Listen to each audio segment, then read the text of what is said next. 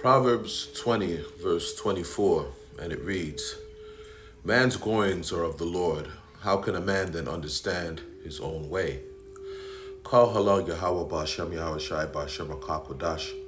Double honors unto the elders and apostles of Great Millstone. Salutations to the hopeful elect. Shalom Yasharallah. The great debate, does man have free will? Meaning, can we act independently of the Lord's, whose true name is Yahweh? Can we act independently of the Most High Yahweh as well? All throughout the scriptures, Proverbs 20:24 being the opening example, gives a clear and concise answer. The answer is no. There is no such thing as free will. We're all moved by the spirit of Yahweh Ba'Shem Yahweh Shai. Whatever a man does, the Lord power Yahweh put the spirit on him to do it.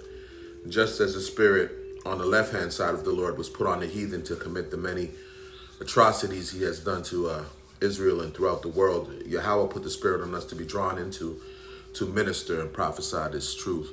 I came across a story that backs up what we already know through the Bible and its precepts. I'd like to read it and end off by filtering it through the word straight and to the point. The excerpt is from a book I had downloaded from the net many years, about 15 years ago, called Hidden Mysteries. I'll make it available for download from my website for those of you who like to read and actually do research. This is the story of Edgar Cayce. Edgar Cayce, or Casey if I'm saying it right, died in 1945. 40 years before that, in 1905, he fell sick, became unconscious, and remained in a coma for 3 days. The doctors had lost all hope and said that they could not find any way to bring him back to consciousness. They thought that his unconsciousness was so deep that perhaps he would never come out of it. All medicines were tried, but there were no signs of his regaining consciousness. On the evening of the third day, the doctor said that they could not do anything more and that within 4 to 6 hours he would die. Or if he lived, he would be mad, which would be worse than death, because as time passed, the delicate veins and cells of his brain were disintegrating. But Cayce suddenly started speaking even though he was in a coma. The doctors couldn't believe it. Cayce's body was unconscious, but he was speaking. He said that he had fallen from a tree, that his backbone was injured, and that was why he was unconscious. He also said that if he was not treated within 6 hours, his brain would be affected and he would die. He suggested some herbal medicine which he should be given to drink and said that he then should recover within 12 hours. The names of the herbs which he requested were not likely to have been known to Edgar Cayce, and at first the doctors thought what he was saying was just part of his madness because the substances he had suggested were not known to cure a condition such as his. But because Cayce had specifically mentioned them, they thought they should try them. These substances were searched for and given to Cayce. He fully recovered within 12 hours. After he became conscious and when the incident was related to him, Cayce could not remember suggesting any such medicine. He neither knew the names of the medicines nor recognized them. But this event in Edgar Cayce's life was the beginning of a rare happening. Edgar Cayce became an expert in suggesting medicines for incurable diseases. He cured about 30,000 people during his life. Whatever prescription he gave was always right, without exception. Every patient who tried his medicine was cured, but Cayce himself was not able to explain it. He could only say that whenever he closed his eyes to look for some treatment, both his eyes turned upwards as if pulled towards the middle of his two eyebrows. His eyes became fixed there and he forgot everything. He only remembered that after a certain point, he forgot everything about this life, and until that point, the treatment would not come to him. He suggested some wonderful remedies, two of which are worth understanding. The Rothschilds were a very rich family in America. A woman from that family had been sick for a long time and no treatment had helped. Then she was brought to Edgar Cayce, and in his unconscious state, he suggested a medicine. We have to call this his state unconscious, but those who know about this mysterious happening would say he was fully conscious at that time. In fact, unconsciousness continues until our knowledge reaches the third eye. Rothschild was a millionaire, so he could afford to search the whole of America for that medicine, but he couldn't find it. No one could even say whether such a medicine existed. Advertisements were placed in international newspapers requesting information about the medicine. After almost 3 weeks, a man from Sweden wrote saying that there was no medicine of that name in existence, although 20 years earlier, his father had patented a medicine of that name but never had it manufactured. He wrote that his father had died, but he could send the formula. The medicine was then made up and given to the woman, who then recovered. How could Case have known a drug that had not even been available on the market? In another incident, he again suggested a particular medicine to someone.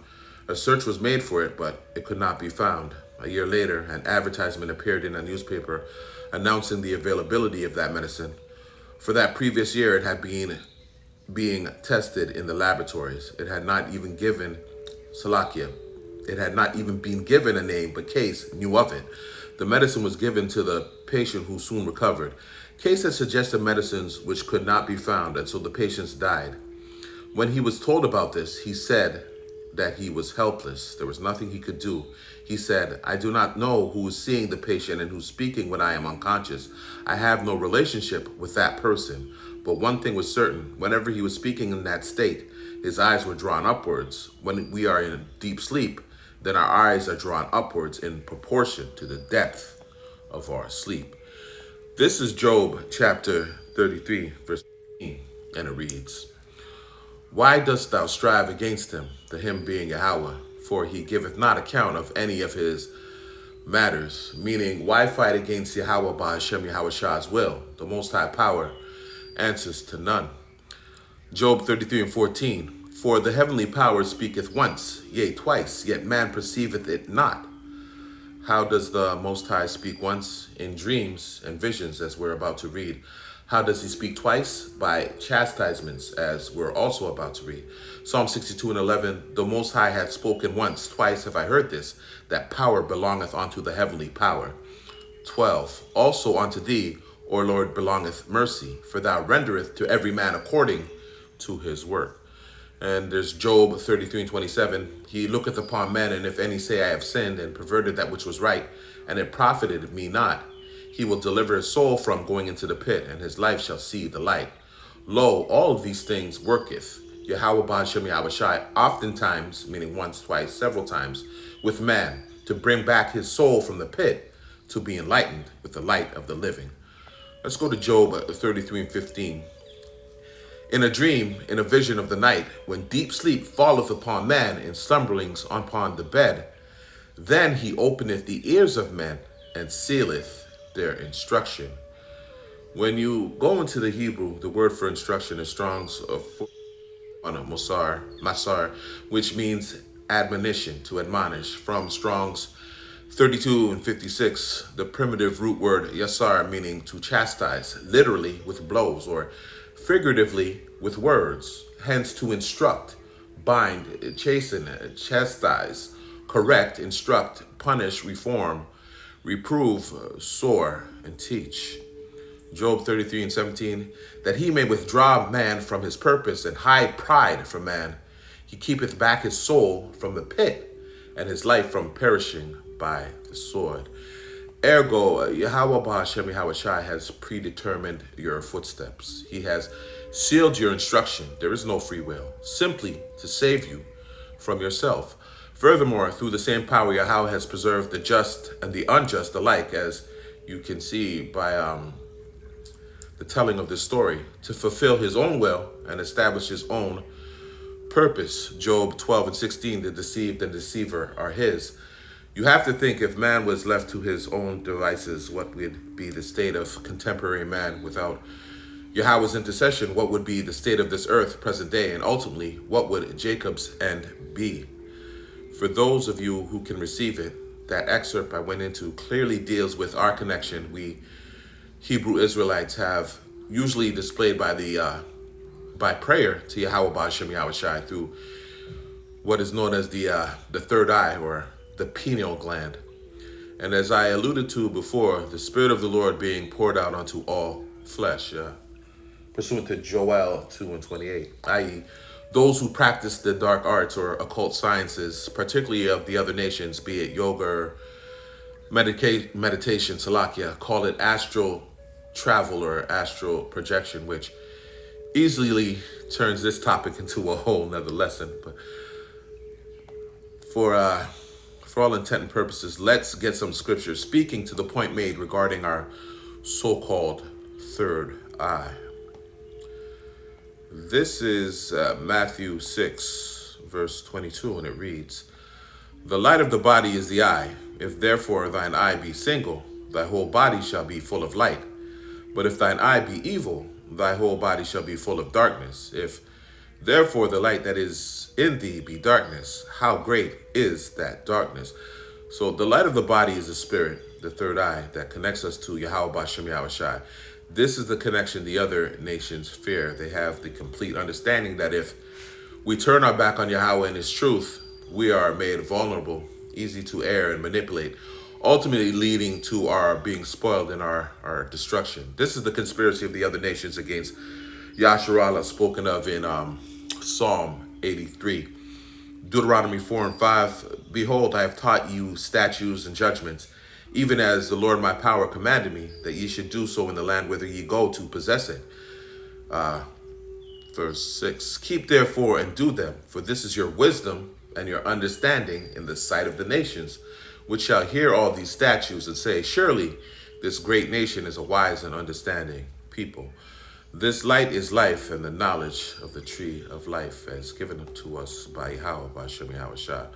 Let's close with these scriptures straight and to the point. Proverbs 16 and 1. "The preparations of the heart in man, and the answer of the tongue is from the Lord. Ergo, man makes plans, but Yahweh, he makes decisions." Proverbs 16 and 9. "A man's heart deviseth his way, but the Lord Yahweh directeth his steps." Jeremiah 10 and 23 being the precept.